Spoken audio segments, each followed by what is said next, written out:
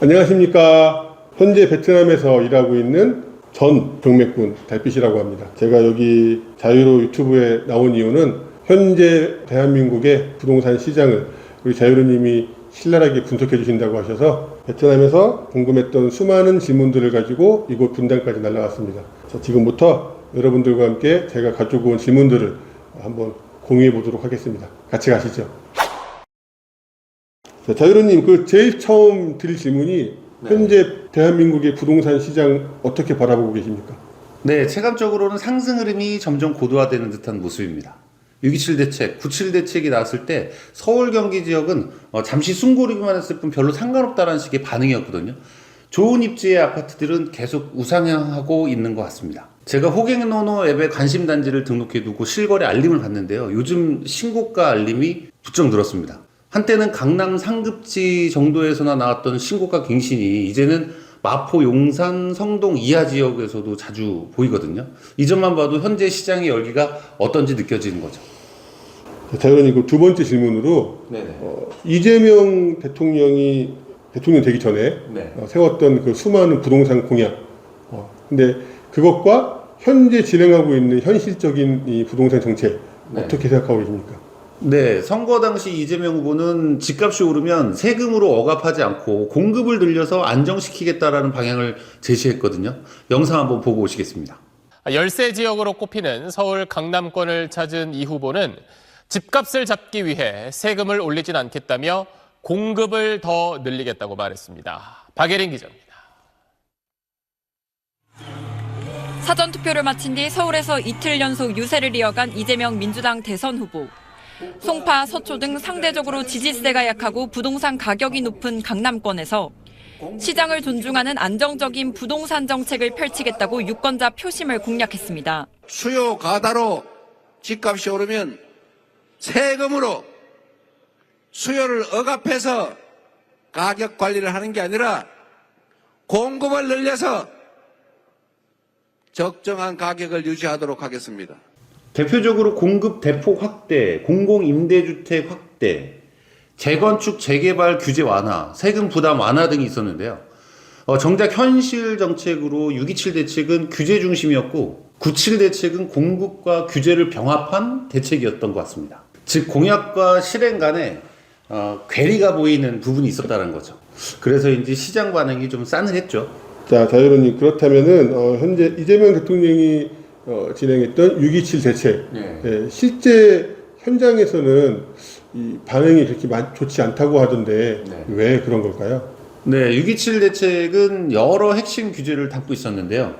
규제 지역과 수도권의 주택담보대출 한도를 6억 원으로 제한했고요. 대출을 받는 경우에는 6개월 내로 실거주 의무를 부과했죠. 그리고 다주택자 대출 금지, LTV, DSR 등의 규제 강화도 포함됐습니다. 그런데 공급 측면에 즉각적인 보완책이 거의 없었고 사람들이 이런 공급 정책에 실망하면서 관망하던 사람들마저 이럴 바에는 규제 지역이 되기 전에 빨리 똘똘한 한 채를 사야겠다 이런 분위기가 되어버린 것 같습니다. 자, 그러면은 현재 그 6.27 대책 이후 9.7 대책 같은 경우에는 언론에서 이렇게 보통 공급과 규제를 동시에 진행한 대책이라고 하는데 자유로님 생각은 어떠세요? 9.7 대책은 단순히 공급 확대만 있는 것이 아니었고 규제도 강화된 복합 대책이었습니다. 2030년까지 수도권에 135만 호 착공을 목표했는데 어디다 지을지, 과연 이게 가능할지, LH가 직접 짓는 아파트들을 사람들이 원할까요? 글쎄요.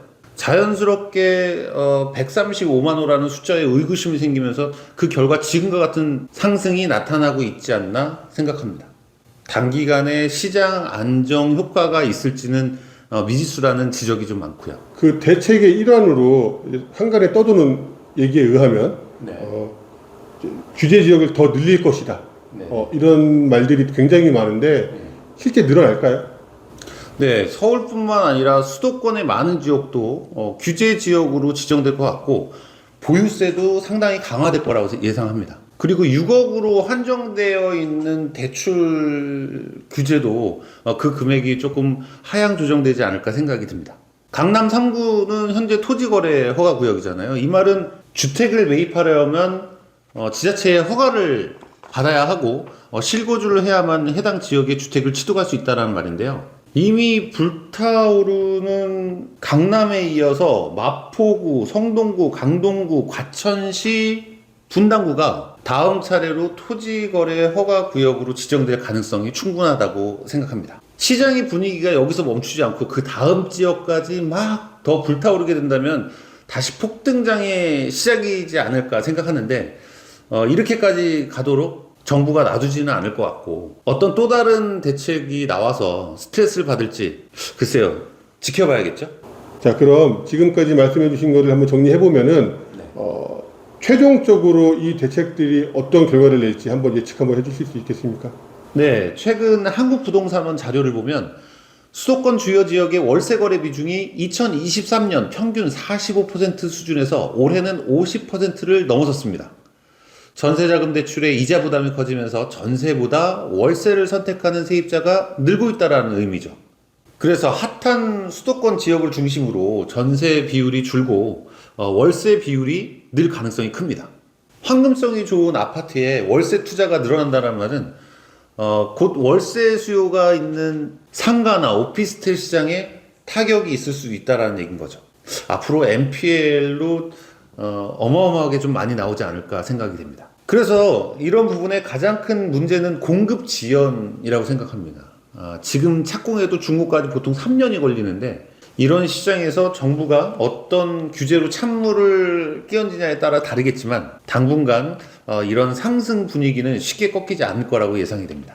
자, 의원님, 근데 이 제 개인적인 생각이긴 한데 사실 저는 그 많은 대책이나 규제보다 제일 중요한 게 이 시장의 원리, 즉 수요가 공급보다 많으면은 당연히 가격은 올라가고 공급이 수요보다 많으면은 가격은 떨어진다는 그런 원칙을 가지고 있는데 지금 대책과 사실 좀 잘 안 맞는 것 같거든요. 제 개인적인 생각으로는 그러려면은 뭐 양도세 폐지 한시적 뭐 그런 것 같은 좀 이렇게 어떤 굉장히 센 어떤 그런 대책 같은 것이 나와야 기존에 좀 이렇게 다주택을 많이 가지고 있는 사람들이 자신의 물건들을 좀 이렇게 좀 좋은 조건에 내놓고 물건이 많이 나오면은 자연스럽게 사려는 사람들의 니즈보다 물건이 많으니까 가격이 좀 자연스럽게 떨어질 것 같은데 그런 정책에 대해서는 대 의원님은 어떻게 생각하시나요? 완전히 공감을 합니다. 제가 생각하기에도 해결 방안은 한시적으로 양도세를 없애거나 아니면 대폭 낮추거나 한다면 집값 안정화하는데 현 정부의 공급 대책보다 훨씬 더 효과가 있지 않을까 생각합니다. 자, 이제 마지막 질문인데요. 사실 이 모든 부동산을 꼭 투자적 관점에서 보지 않더라도 집은 곧 사람의 그 어떤 삶과 관련된 제일 중요한 요소잖아요. 아직도 자기 주택이 없는 수많은 사람들, 이거 어느 곳에서나 어느 패널들이 다 질문하는 얘기지만은 무주택자들이 꿈꾸는 그 내 집 마련, 결국 어떤 방향으로 가야 될지 자유로님의 어떤 개인적인 생각을 한번 듣고 싶습니다. 부동산 호수가 중심 이론이라는 게 있어요. 물에 돌을 탁 던지면 그 파장이 쫙 하고 퍼지는 부동산 시장의 변화가 주변 지역으로 점점 확대되는 것을 말하는데요. 지금의 분위기는 그 파장이 점점 외곽 지역으로 퍼지고 있는 듯합니다. 내 집 마련을 꿈꾸시는 분들한테는 어쩌면 지금이 매수의 적기일 수도 있겠지만 이건 모든 사람에게 정답일 수는 없습니다. 무주택자분들은 대부분 타이밍을 노리거나 조금 더 떨어질 때를 기다린다라고 하는데 과연 그런 때가 올까요? 항상 시간이 지난 후에 그때 살 걸 다들 그러잖아요. 저 역시 부동산이 싸다고 느낀 적은 단 한 번도 없었습니다. 그건 여러분도 마찬가지일 겁니다. 비싸다고 생각했지만 용기를 내서 매수했었던 분들이 결국 승자였죠. 그래서 저는 경매 공부를 추천드립니다. 특히 시장이 흔들릴 때마다 진가를 발휘하는 NPL 경매 공부를 특히 더 많이 추천드립니다. 경매 공부하면서 내 마음의 준비가 됐고 어느 정도 자금이 마련이 됐다면 열심히 발품 팔아서 임장 다니면서 입찰해 보는 거예요. 시간이 지나고 나면 분명히 승자가 되어 있을 겁니다. 여러분들의 부동산 투자를 늘 응원하겠습니다. 오늘 함께해 주신 달빛님 나와주셔서 감사합니다. 감사합니다. 저도 늘 자유로님과 함께 여러분들의 투자를 응원하겠습니다. 고맙습니다. 감사합니다.